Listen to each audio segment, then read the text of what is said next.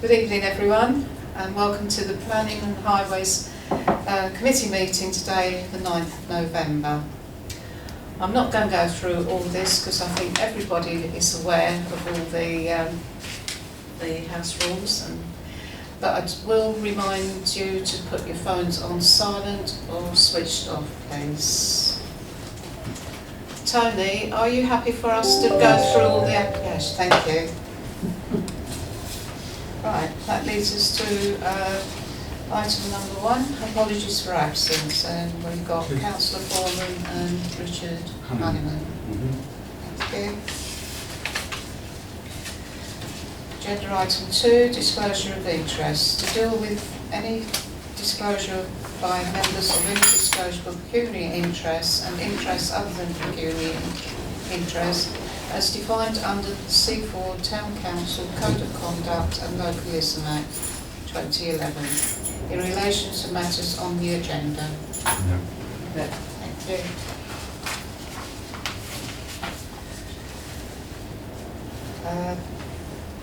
Item 3, public participation, to deal with any questions or brief representations from members of the public in accordance with relevant legislation and Seaford Town Council policy. In accordance with Town Council policy, members of the public wishing to speak on individual planning applications may do so immediately before each planning application. So it's already said that. Agenda item 4, planning applications.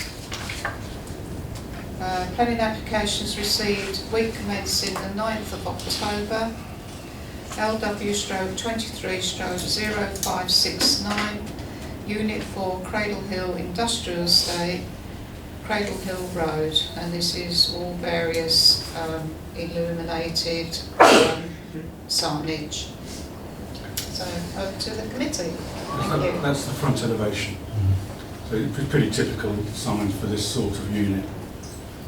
It got permission last year, the actual change of use to the storage use, and I think extensions to the unit as well. Obviously, it's encouraging that there was a new user there, and the signs are just the last part of the scheme before it. Well, it may be open already, I don't know.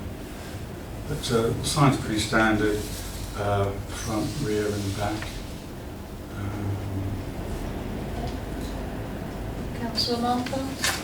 I have pictures of previous ones that they prepared earlier. So on all their facilities, they really are amassing these facilities across the UK. So they have at least another 4 or 5 in the pipeline, new ones. And so they are going to have things like self-storage up there. It's cinch and then reception and these sorts of things. But they're quite in keeping with the build. Now the build that looks like that is new, actually. It's a new build. They're not open yet. They're still working on it. It's opposite Howdens, if you know Cradle Hill. They've got quite a space next to them, which I'm presuming they're going to sort out as a car park, I would imagine, because I imagine people will need to come and park and move their stuff in and out, and they can't do that from the road. So it looks like that's going to be on the right-hand side of that area, quite a large car park. And they seem like a professional outfit, really. Yeah. And as I say, there are at least 12 in the country already, and if not, then they're expanding. And it seems a really decent-sized storage facility for Seaford. So we're just concentrating on the signage. But the signage, yeah. looks fairly standard. standard. Councillor? Thank you. I was just going to say that signage, no objection. Actually, I would just add the cladding that's done on there. It's actually got quite a nice bit of insulation on it. That must be done to proper building regs and that kind of stuff. Okay. Is there anything else? I see no reason to object. That's okay. Yeah. I can't see any reason to object. Thank you. Okay, so proposer, we support this. Councillor Martwell, seconded by Councillor Buchanan. And can I have a show of hands of support in this application? Supported unanimously, Thank you.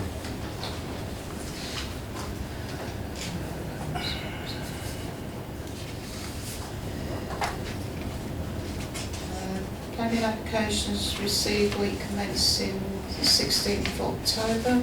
LW/23/0616, 42 Farm Close, single storey rear extension, garage conversion and replacement side extension. So I put up the existing so it can be compared directly to the proposed, which is just so that's existing with the garage to the left, and you see the scale is much the same. It's just an extension of the house to convert the garage. And so it looks pretty straightforward. Existing proposed. Okay, Councillor Hanneman? Yeah, I thought this was okay. It's not projecting all 3 metres, so I thought it was okay to go ahead with the extension. Yes. Comments? I think I just agree. Okay, seconded. Any other comments? No, it seems like a really good thing to use at the property. Not many of them have done that though. Most of the garages are still intact actually on those properties. I went down the street Yeah. and checked. Yeah, they have. I was looking for other examples and there weren't, but I think certainly in other roads it's the sort of thing people do to the garages. And as you say, it's all well within the boundary. I think it's a bit tappy property, I'm sure it's tiny, but quite nice. I think the reality is with those garages, you can't get Car in a it. current car It's into much the more, size of those there's garages. more garages. Can I have a show of hands for supporting this application, please? Thank you. Supported unanimously. Planning applications received the 23rd of October, there were none. Planning applications received from the 13th of October, LW/23/0647, 8 Countries Drive, 2-story rear extension.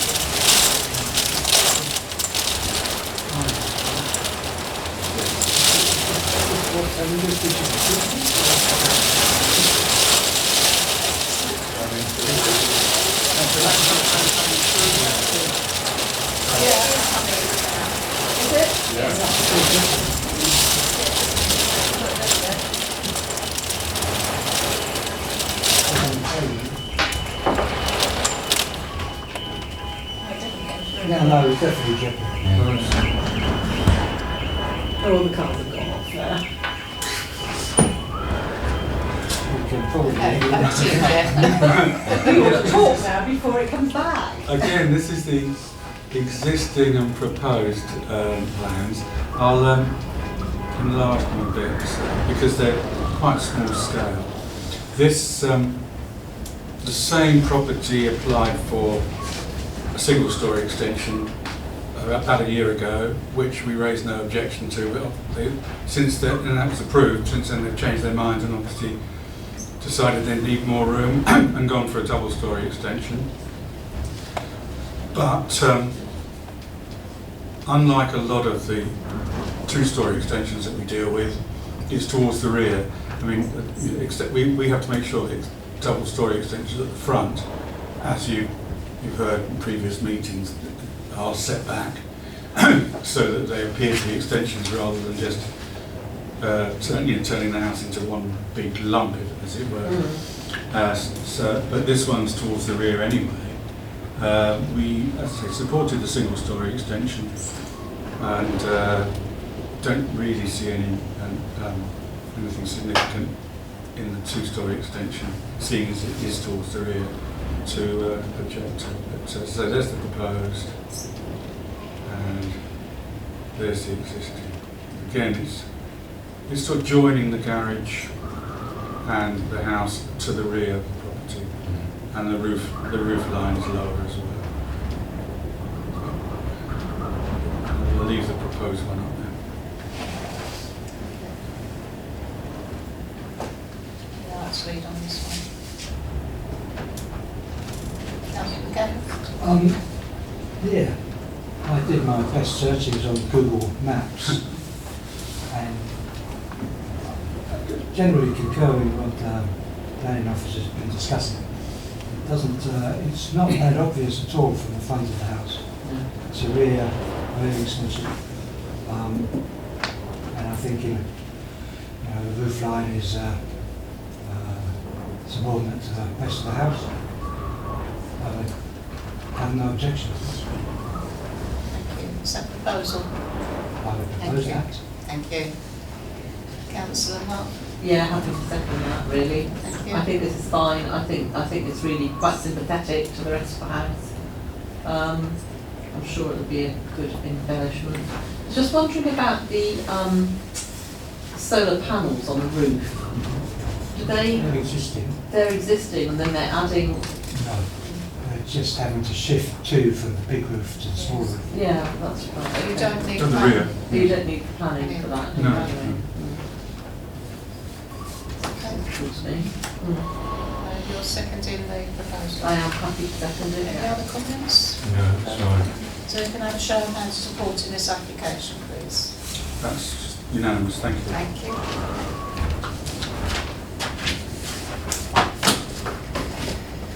Now we're on to Tree Works, TW/23/0097/TPO, Annex 87 Upper Chington Gardens. And this is a removal of T1 Sycamore.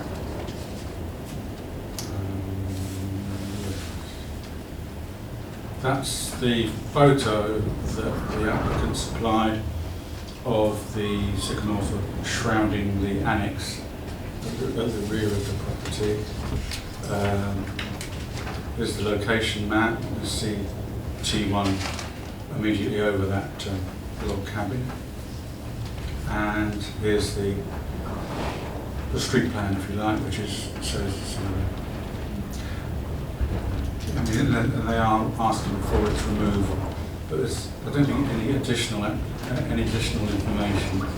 They just leave us to take the photos at face value, and the fact that the tree is grown to sort of shroud the roof of the annex. Yeah. I was wondering. Oh, sorry, Jim. Councillor Hunter? Yeah, I noticed it said that they weren't actually the owner who's put the application in, or have I misread that? I thought when I looked it down, it said they weren't the actual owner. It said owner is not known. Please check in case I've got that wrong. Yeah, because it's spelled actually. Because if it says it hasn't got an owner, it's got to provide a subsidence report and other structural damage. Also, you can't deny it, it's not on there. The tree's not on there, but it doesn't say who actually owns it, unless I've missed it, unless I've read it incorrectly. Because it says, are you the what did it say? Yes, I think you look at the form because you sort of assume that the applicant has the status to. Because that's what I was going to ask, how does that work when they don't actually own it? Who actually owns the tree then? But they put the application in. It must be outside the boundary then, let's look at me. I'm sure it's on there. so- Yes, it's right. It was within the boundary of the property, but it was, unless they're renting the cabin. Because they're not wishing to do the work. There's usually a requirement to, yes. Yes, there we go. Yes. Is the applicant the owner of the tree? It says no.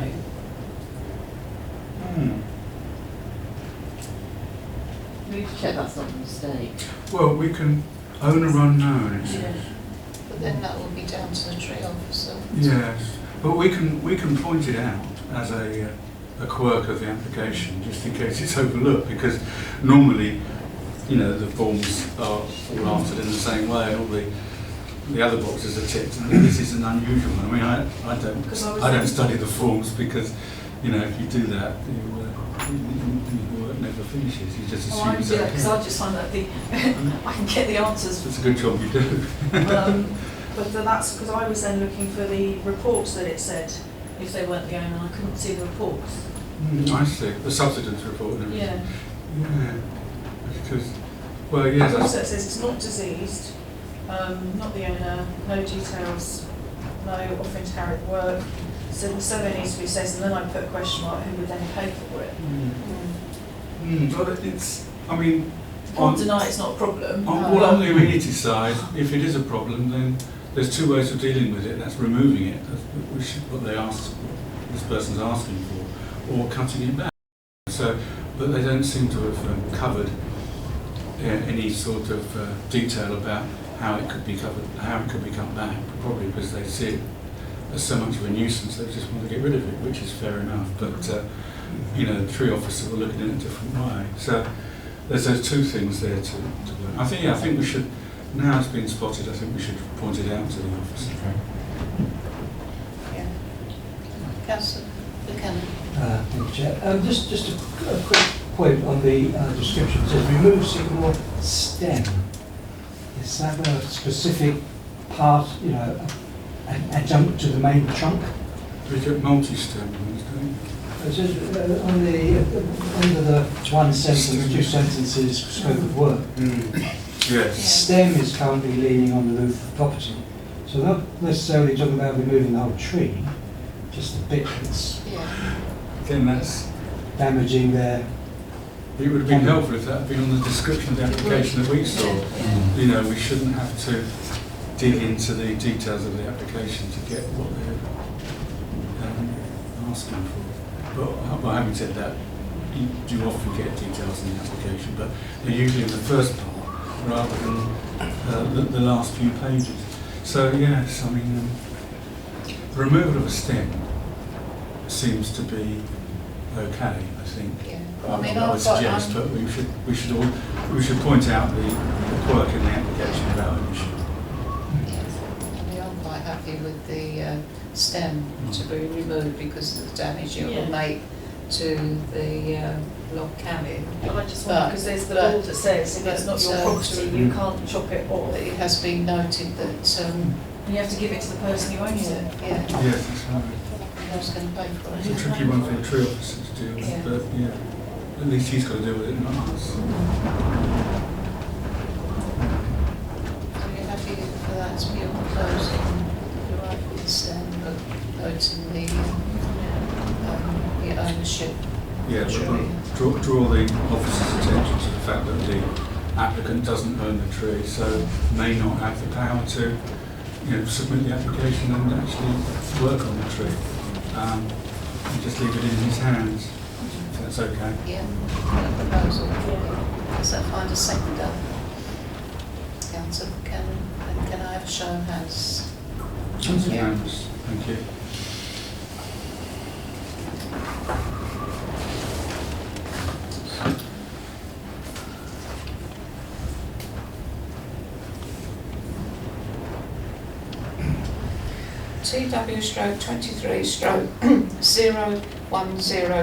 TW/23/0102/TPO 4 Barn Close. Ash removal / pollard to previous points.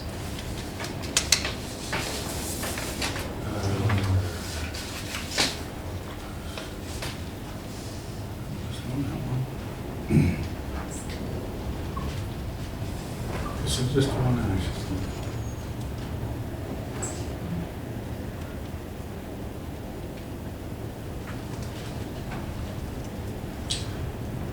I've got all the tabs here and just going through them to find it. That's the one.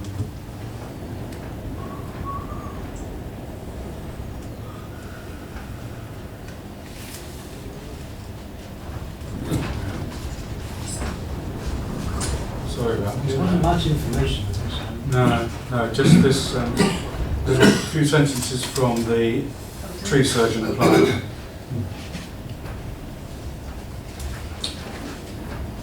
The description of the application says removal / pollard, but the applicant's tree surgeon has obviously favouring pollarding or pruning it back to previous points, which would be, I think, favourable as far as people are concerned. But as the description is removal stroke pollard, if you don't want it to be removed, just make that specific in the response, even though it's sort of generally supportable.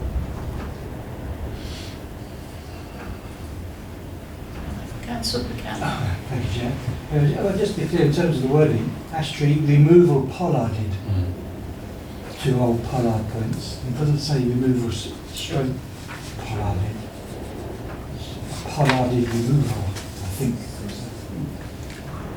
Anyway, just a pedantic kind of. They're just taking it back, sorry, Chair, Just taking back to the sort of. to the previous cut. Yes, that's what it says. Yeah. I mean, if we want to sort of emphasise that, then we can say in our response, provided it's pollarded back to the previous pruning points or something like that.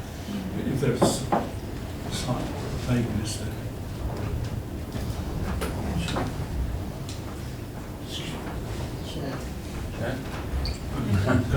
Sorry, Councillor Kane. Yeah, I think the two terms are contradictory. Yes, Yeah. It needs to be made clear if it's removal or pollarding. You can't put removal stroke pollarding because they're two completely different Yeah. forms of action. Yeah, I would suggest if members don't want removal, that you just say that, pollarding back to previous pruning points, but removal would not be supported. Yeah. Yeah. Okay, everybody happy with that? So can I have a proposer and seconder, please? Thank you, Councillor Hannon. Seconded by Councillor Clay. And can I have a show of hands, please? That's unanimous. Thank you.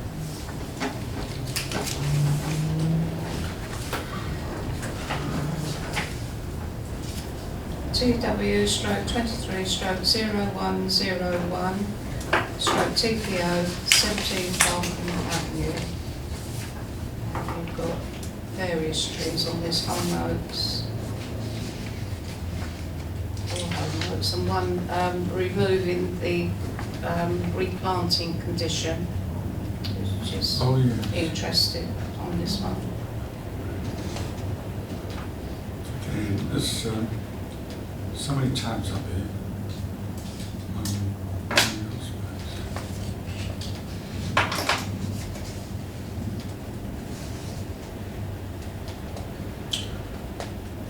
No. Sorry, I've lost this one. This is the sycamores, which is the next one, 7 London Close. Or is it the This one, yeah, that's right. That's 17 Markham Avenue. Sorry for the delay again. I'm running out of space at the top.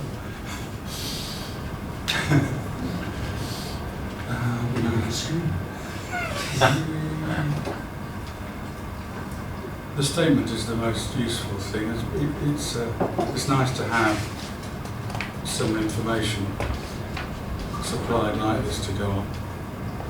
But it's mainly to do with the tree surgeons, the applicant's tree surgeon's opposition to the condition on a previous application requiring, requesting the removal or replanting, that's right, replanting after the removal of G4, because the tree surgeon says that this would be wouldn't be appropriate because of the location of the tree, etc., etc. So really, I think the work on the other three seems to be okay, sort of general routine maintenance, but this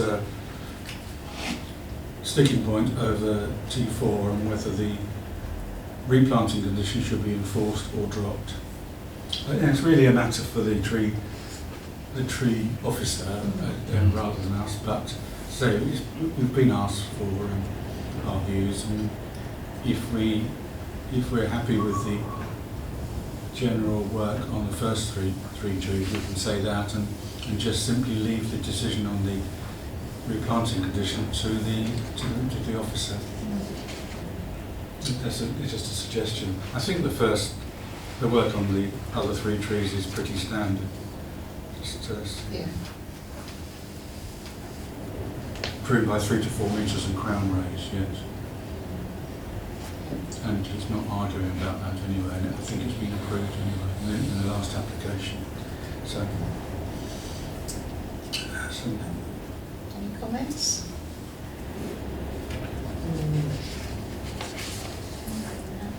so happy to leave T4 to the officer. It's got to be a, yay or nay one really. Okay. So if you're happy with that. So now the proposer and seconder, please. Thank you, Councillor London, and seconded by Councillor Martwell. And a show of hands, please. That's unanimous, thank you. Thank you.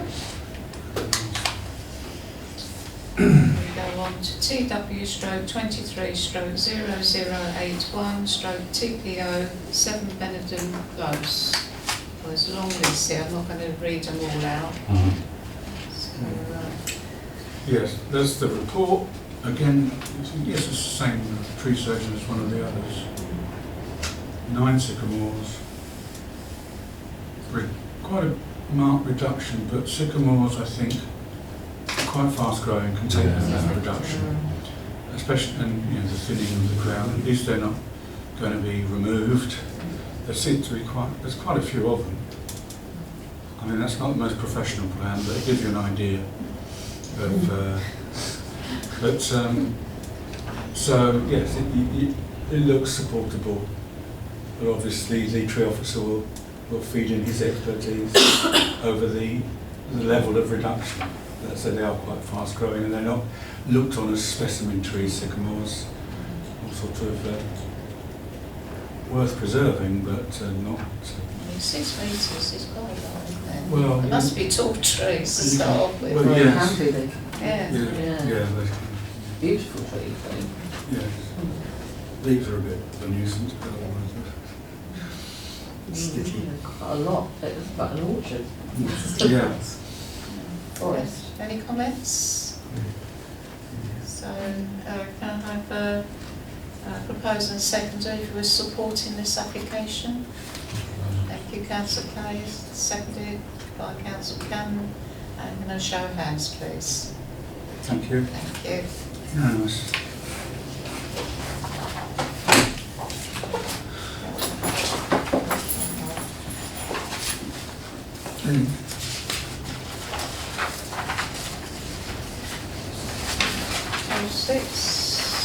Agenda item 5, to notify the Town Council of road closure of street markets in Church Street from February to December 2024. This is just for noting, as it's our own event, they seem to have gone pretty well so far. As some councillors will know, there's an initial sort of trial period which has been gone through and without a hitch, and this is just to make it clear that what dates are listed for next year to December 2024, which is I think as far as the authority to carry out markets has been granted by the council. So it's just for noting. If that's okay. Unless there's any other comments? So, show of hands noted. Thank you. There's a market on Saturday, I just saw the sign and I came in. I think it's an asset to the town, so it's very well run.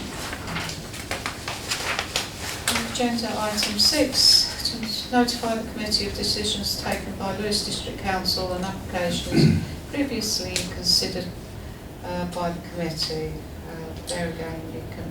Yes, it's quite an encouraging list of ones that have been granted with our support. There we are. There's just a few things to add.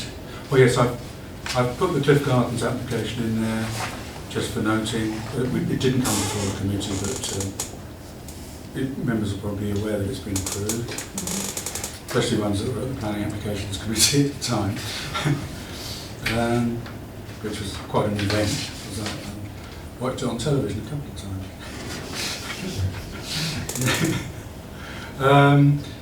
Tree work applications approved as well. There's just Well, two things to add that will be dealt with at the next meeting, just to give an advance warning. Firstly, just after the agenda was published, we received notification from South Downs National Park Association of the first sort of preparatory application for the work on the Exeter Bridge, which is the permission for a compound. It's going to be roughly halfway down the hill on the riverside, obviously. Details will be in the application, which obviously will be on the agenda, or will be on the weekly lists circulated next week. So it comes to the 30th of November. It's really just a compound for machinery, storage, and for toilets and welfare, porter cabins for the contractors. It just shows that it's the very first phase of the scheme. Consent was granted back in August when the Section 106 agreement was completed, so it's an indication that work is going to be imminent, yes. Probably in the spring, I would imagine, the best time to start. So yes, the details are in the application from the South Downs, as I say, which will be in the weekly list next week if you want to look at it, and there'll be a report to committee on the 30th. And the second item that again has come in since the agenda was published is the appeal by Seaford Head Lower School against the refusal of the security fence that they proposed around about the middle of last year, which was refused based on the amenity aspects, and the fact that there were a lot of objections from residents in Cricketfield Road that would have the 6-foot fence sort of looming over their quite shallow rear gardens there, and quite a lot of residents came along and voiced their objections, and the committee supported those objections and the amenity grounds, and that was largely the reasons for objection. And I think there is difficulty because the school will inevitably say that what they're doing is in line with government guidelines, government instructions, I think, really as well. I haven't read the appeal document yet, but I'll report on the appeal and on our objection. Report to the next meeting on the 30th. The appeal is going to be dealt with by exchange of written statements. There's no hearing or anything. And the deadline date for submissions is the 5th of December. So there'll still be time for me to get any additional submissions in after the meeting on the 30th of November. But the inspector will have already in his file, or her file, the objections we submitted after the meeting. I would have thought about 6 to 8 months ago when it came before us. It was certainly before the elections in May, but it was about that time. If anyone wants to make a note of the reference, if they want to look it up, it's 22/0275, obviously LW 22/0275, and I'll do a brief written report on it to the next meeting. So, as I say, those are two items that are worth mentioning now, because if you want to, you can read up on both matters before the 30th. Otherwise, I don't think I've got anything to add to the decision schedule at all. Any comments? No. So can we all note the report? Note it? Yep. Thank you. And that concludes the meeting at 7:35. Or 7:34 to be to the minute. I hope that didn't get to the record. 7:34. Thanks for turning out. Last time it was like Yeah. 9:45, wasn't it? Yes, thank you everybody for turning out in such a night.